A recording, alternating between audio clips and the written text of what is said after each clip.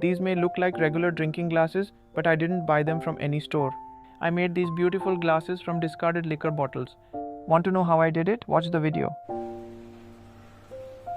This is a jig for cutting glass bottles. I bought it from Amazon a few years ago. It's priced at 2800 rupees or about $30. Affordable, and it works surprisingly well. This is the part that scores a line on the bottle for cutting. This adjustable piece holds the bottle at your chosen cutting length as you rotate it.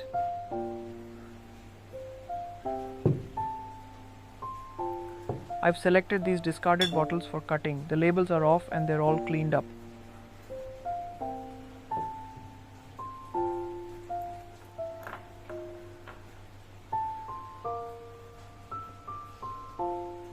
Let's add this piece to the jig. I've already chosen where to cut. Can't or don't want to buy a jig like this? Drop a comment and I'll show you an alternative.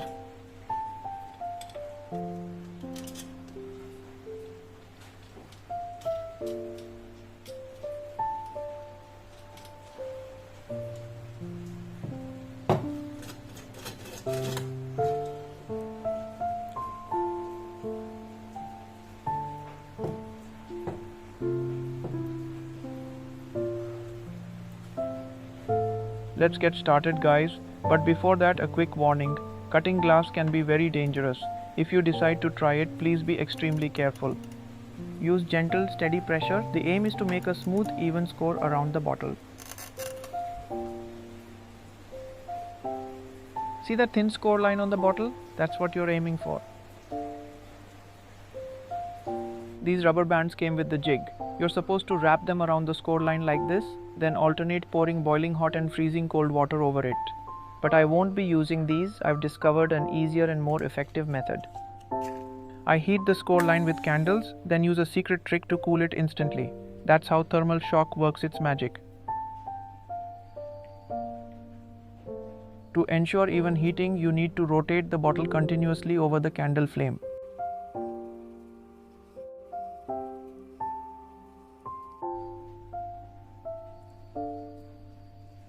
Hold your breath, guys. I'm about to unveil my secret, a rare and hard to find item.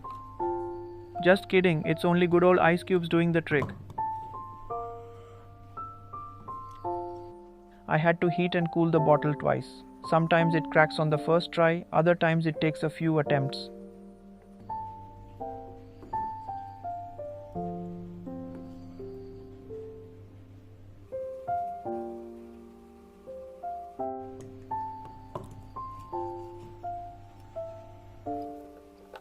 Ready, guys? It's time for the magic to happen.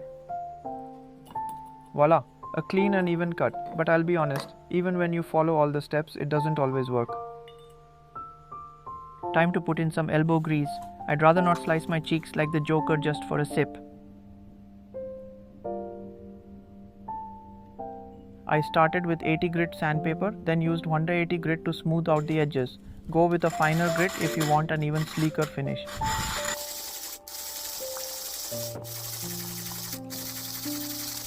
It takes some effort and there's a chance you might cut your hand, but the end result makes it all worth it.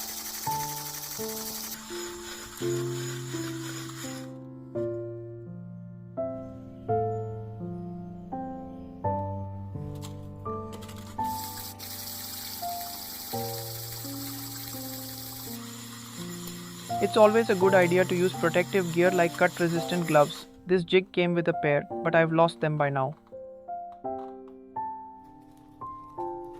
It's time to shape the rim of the glass. Watch closely to see how I do it. I've got my DIY rotary tool and some cheap diamond bits, but I'm showing this method since not everyone has tools like these.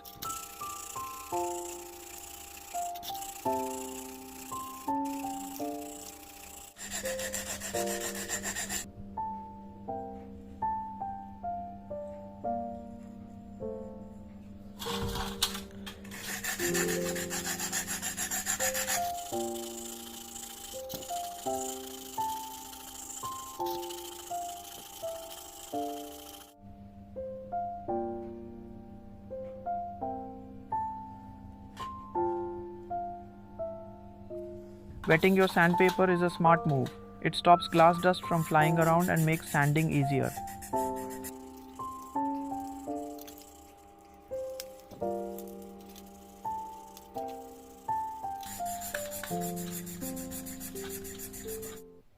Finally, it's ready guys. It still has a few marks, but they add to its DIY charm.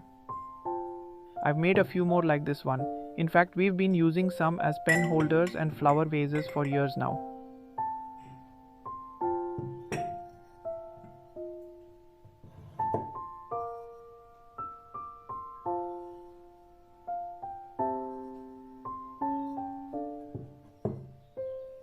This one has a slight crack. It's visible, but you won't feel it when you touch it.